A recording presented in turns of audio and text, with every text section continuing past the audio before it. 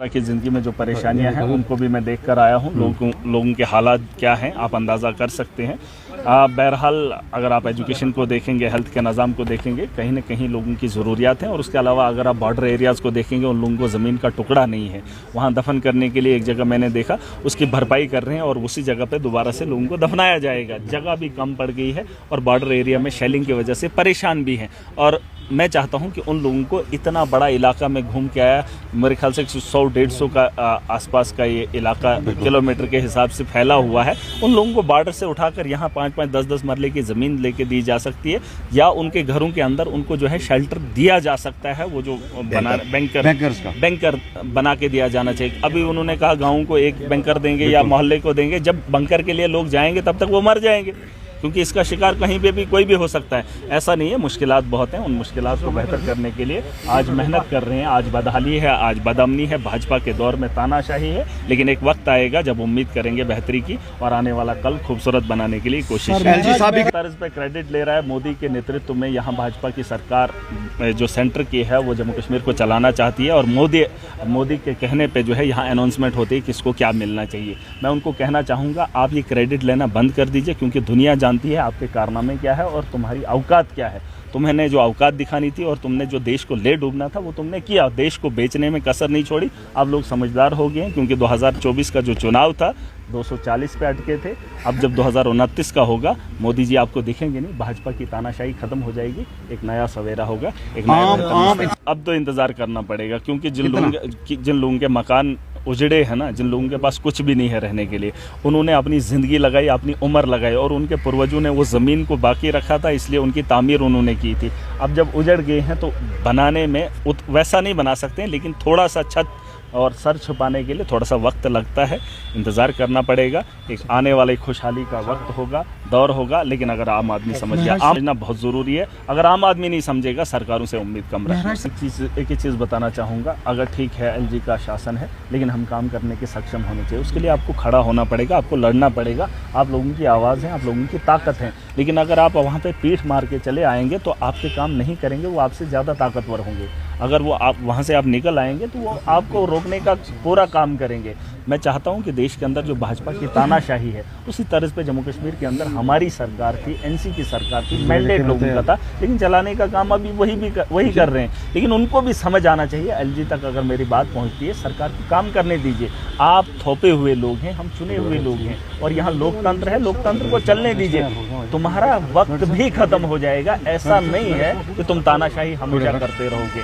अब अगर लोगों की चुनी हुई सरकार है, उनको अपनी मर्जी से चलाने दीजिए, मत छेड़खानी कीजिए। हम जम्मू कश्मीर को बेहतर करना चाहते हैं, बेहतर बनाना चाहते हैं, और तुम अपने तर्ज पे अपनी नफरत को पैदा करने के लिए और यहाँ लोगों के दिलों में नफरत पैदा कर रहे हो। इसके अलावा आप कुछ नहीं कर रहे हो। जब लोगों ने मैंडेट दिया है इसलिए ताकि उनके काम हो, और अगर काम नहीं करने दे रहे तो कहीं ना कहीं उनसे भी हिसाब लिया जाएगा। ये जनता है, जनार्दन है, जिसको चाहेगी आसमान पे बिठाएगी, कुर्सी पे बिठाएगी, जिसको चाहेगी जमीन पे। जी मेरा सब इसके लिए मैं कश्मीर के लोगों को बताना चाहता हूँ, एक बहुत बड़ा वर्ग है जिन्होंने मैंडेट दिया है। सक्षम थे तभी तो आपने चुना था, है ना। कश्मीर के लोगों ने इतना बड़ा मैंडेट दिया है और ये सीएम साहब अच्छे से जानते हैं क्यों नहीं हो रहा है। ये उनसे भी सवाल अगर पूछे जाएं बेहतर होगा, क्योंकि वो जिम्मेदार हैं, उनको जिम्मेदारी निभानी आनी चाहिए। क्योंकि एक बहुत बड़े अरसे से जो है वो सरकारें चलाने का काम कर रहे हैं।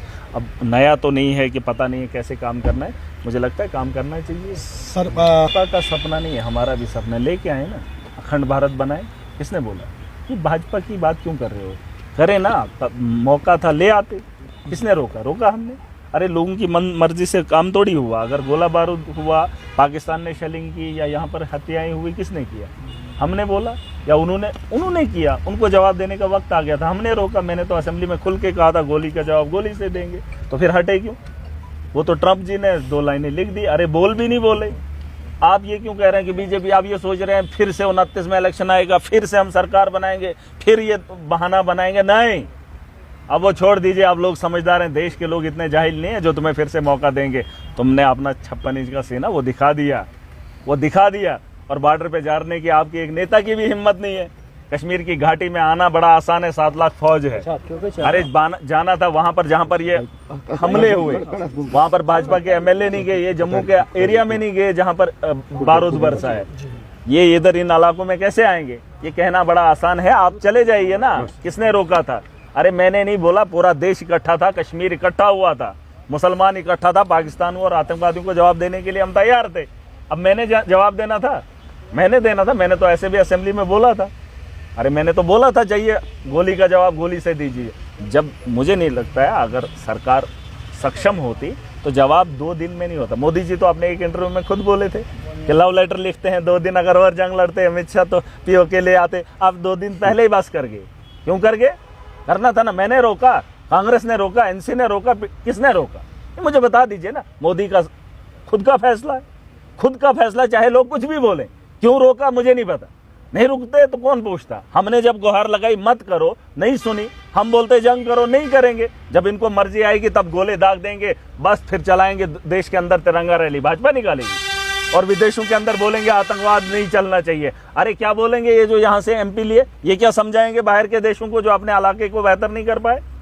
विदेशों में जाकर क्या बताएंगे? किसको बताएंगे ये आतंकवाद नहीं होना चाहिए या पाकिस्तान ये ऐसा ऐसा कर रहा है? ये लोग बताएंगे? अरे इनको खुद नहीं पता, अपने इलाकों को बेहतर नहीं कर पाए, यहाँ से उठाकर वहां कमेटी बिठाने का क्या फन है?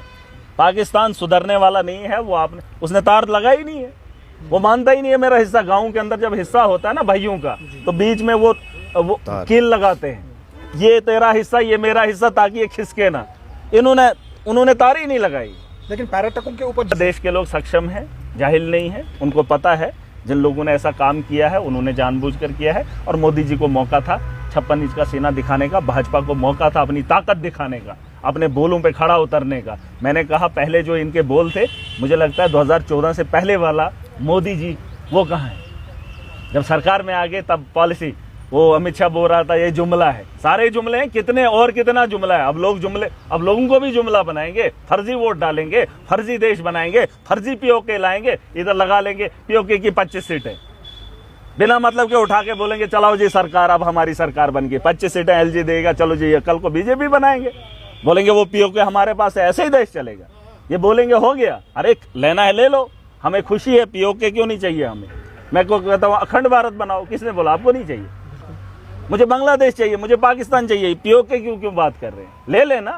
अरे बड़े बड़े मुल्क जो हैं करते हैं ऐसा। और रही बात पाकिस्तान की, वो तो उसका क्या ही बोले। वो तो अंदर जाए जहां रोज मासूमों का कत्ल होता है, वहां मुसलमान मर रहा है, यहाँ पर नहीं।